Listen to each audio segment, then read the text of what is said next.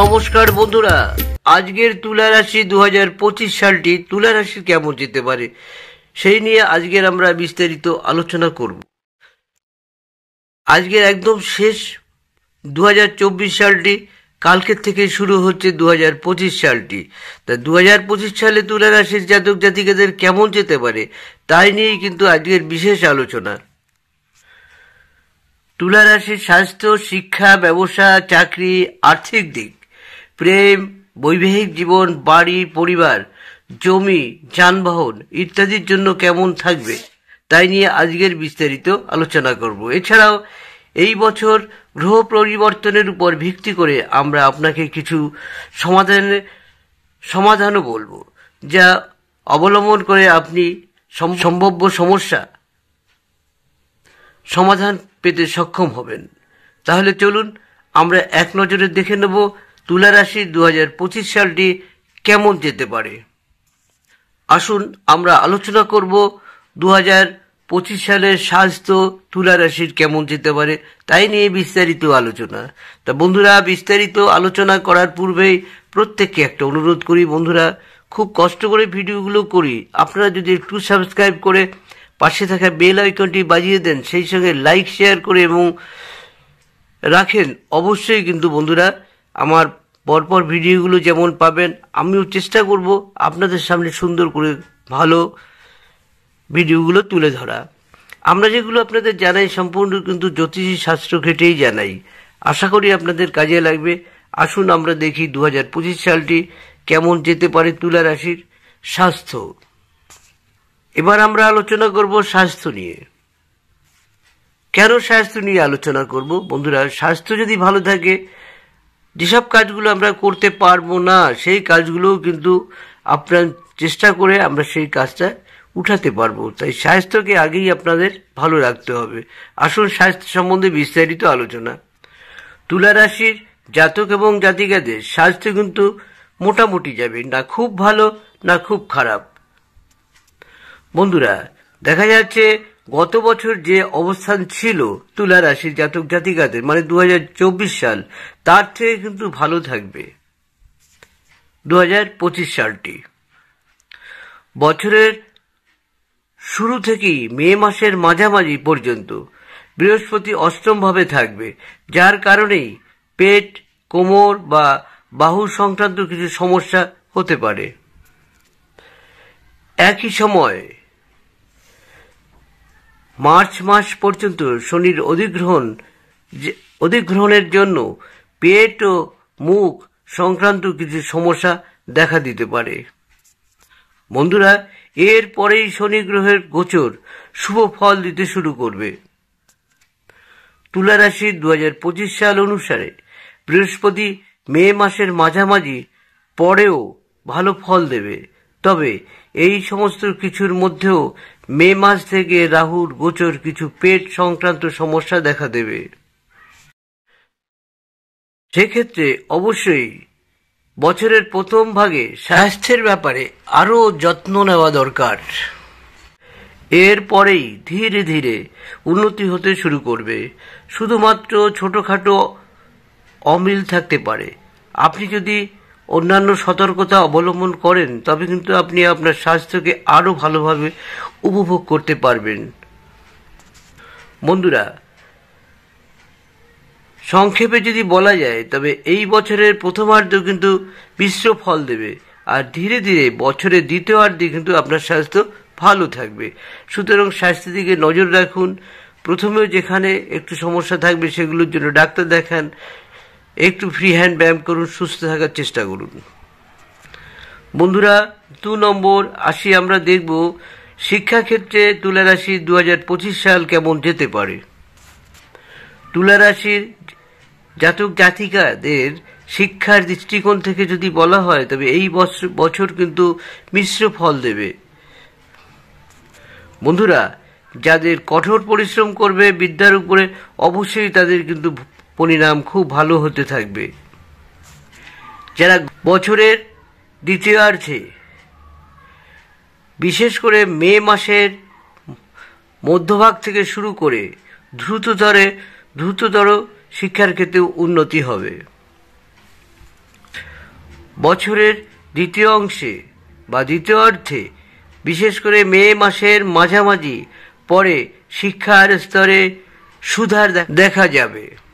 কিছু কিছু শিক্ষার্থীদের বাইরে পড়াশোনা করার ইচ্ছা রয়েছে, সেক্ষেত্রে কিন্তু বাইরে পড়াশোনা করতে গেলে সেক্ষেত্রে কিন্তু তারা ভালো ফলাফল পাবেন।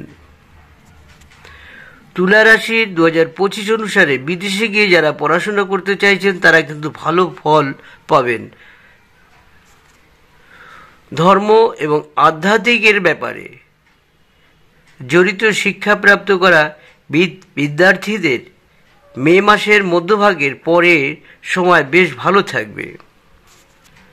যদিও এই সময় থেকে মে মাসের পরের সময় রাহুর পঞ্চমভাবে হওয়া প্রাথমিক শিক্ষা প্রাপ্ত করণীয় বিদ্যার্থীদের মনকে উত্তেজিত বা বিরক্ত করতে পারে, অর্থাৎ বারবার আপনার মনোযোগ আপনার বিষয় থেকে সরে যেতে পারে, যা আপনাকে নিরন্তর প্রচেষ্টার সাথে বজায় রাখতে হবে, তবেই আপনি ভালো ফল পেতে পারবেন। যারা তুলা রাশির জাতক এবং জাতিকা রয়েছেন, আসুন আমরা এবার দেখব তুলা রাশির 2025 সালের ব্যবসা কেমন চলতে পারে, গ্রহ কি বলছে, কি পরিস্থিতি দাঁড়াবে, তাই নিয়ে আজকের বিস্তারিত আলোচনা করব। আসুন তুলা রাশিদের ব্যবসায় দৃষ্টিকোণ থেকে 2025 সালটি তুলনামূলক রূপে বেশ ভালো থাকতে পারে।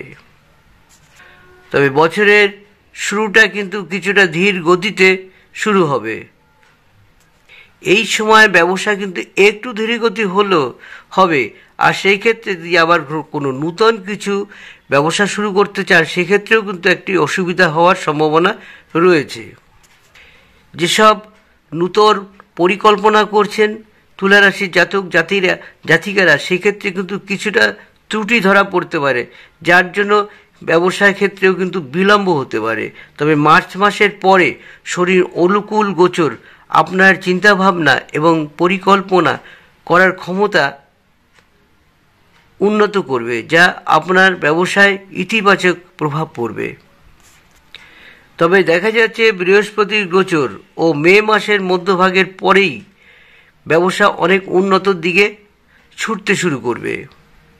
আর এই বৃহস্পতির শুভত্বর কারণেই কিন্তু আপনার ব্যবসা অনেকটা ভালো চলবে। তবে অবশ্যই দৃষ্টি রাখতে হবে ব্যবসার কোনো যাতে ক্ষতি না হয়।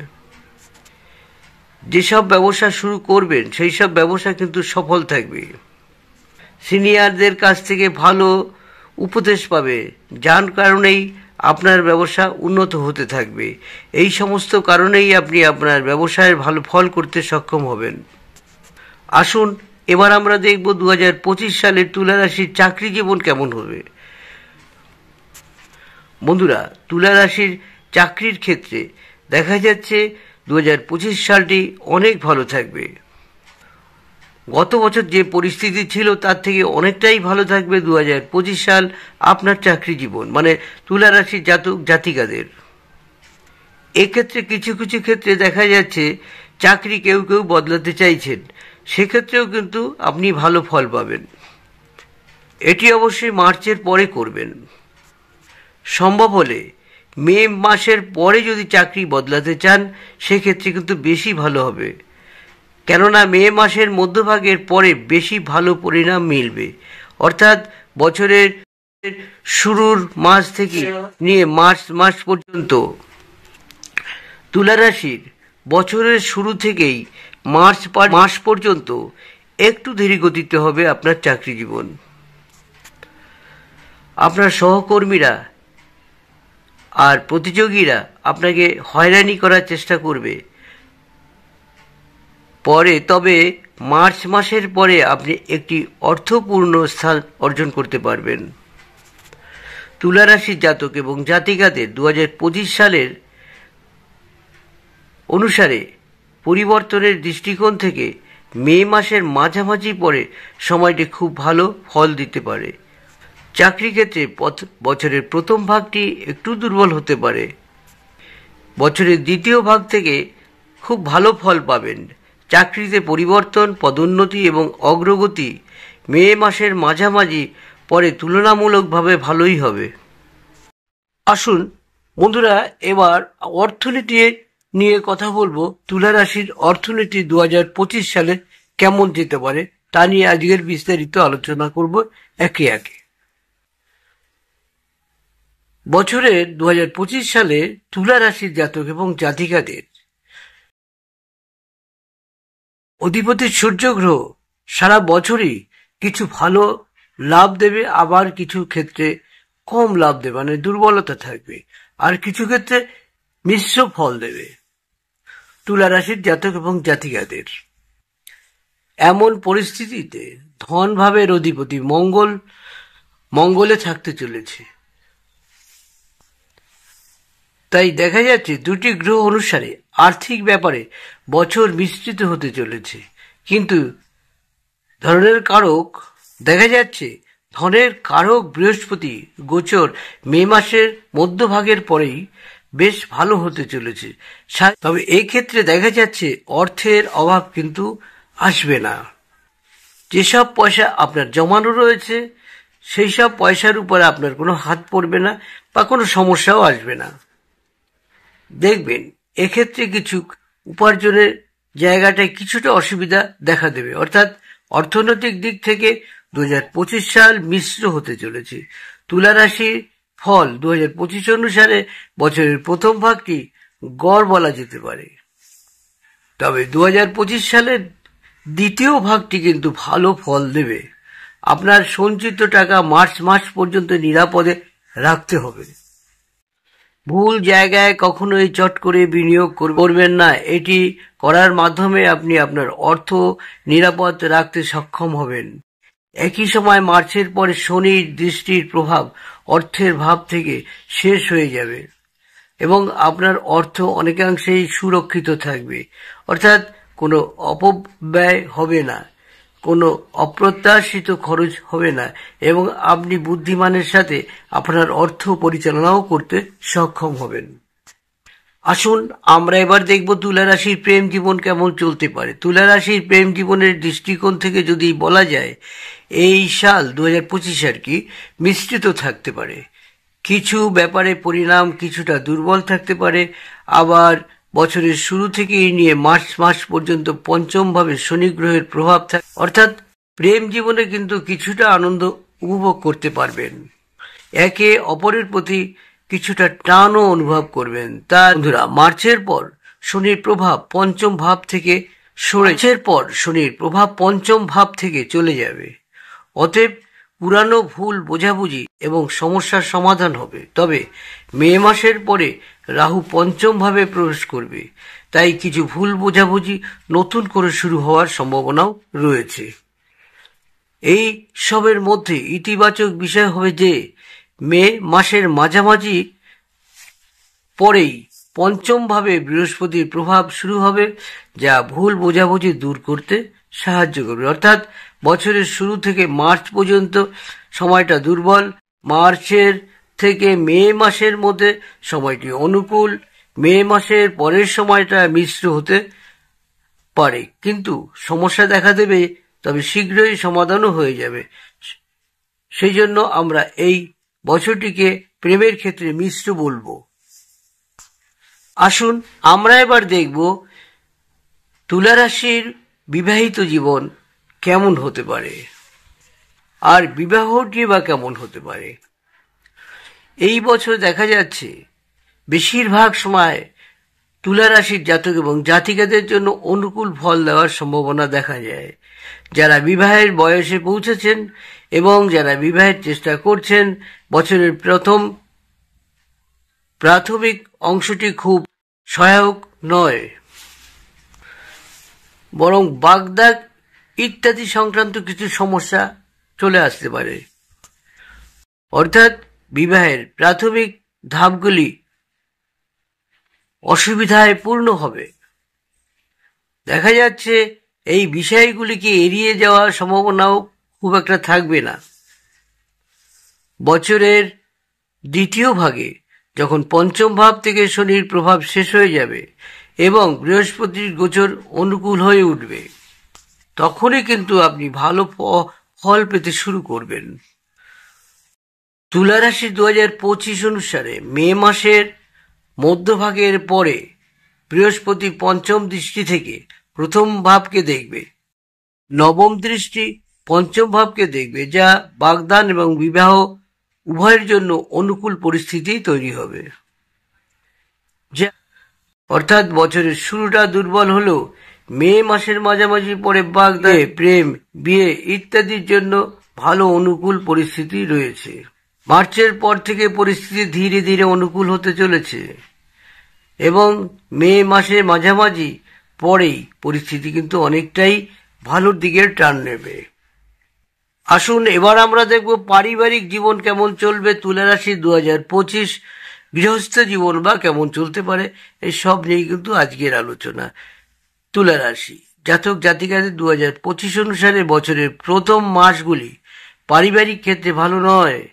বছরের প্রাথমিক মাসগুলিতে বিশেষ করে মার্চ পর্যন্ত শনির দশম ভাব থেকে আপনার দ্বিতীয় ঘরে দৃষ্টিপাত করছে, যা পরিবারের সদস্যদের মধ্যে কলহ সৃষ্টি করতে পারে। আপনার কথাবার্তা কিছুটা দুর্বল হতে পারে। আপনার পরিবারের সদস্যরা আপনার কথা পছন্দ নাও করতে পারে। অন্য পরিবারে যারা রয়েছে তারা কিন্তু আপনার কথার খুদ খুঁজে পাবে। তাই বলবো মার্চ মাস পর্যন্ত কম কথা বলতে থাকুন, এতে আপনার মঙ্গল হবে। মানে তুলা রাশির জাতক এবং জাতিকা মার্চ মাসের পর দ্বিতীয় ঘর থেকে শনির প্রভাব শেষ হয়ে যাবে, ফলে ধীরে ধীরে পারিবারিক বিষয় সামঞ্জস্যের গ্রাফ বাড়তে শুরু করবে এবং ধীরে ধীরে সব কিছুই ঠিক হয়ে যাবে। গৃহস্থালী সংক্রান্ত বিষয়ে কথা বললে এ বছর দীর্ঘ সময়ে বিষয় কোনো প্রতিযোগিতা আছে বলে মনে করা হচ্ছে না।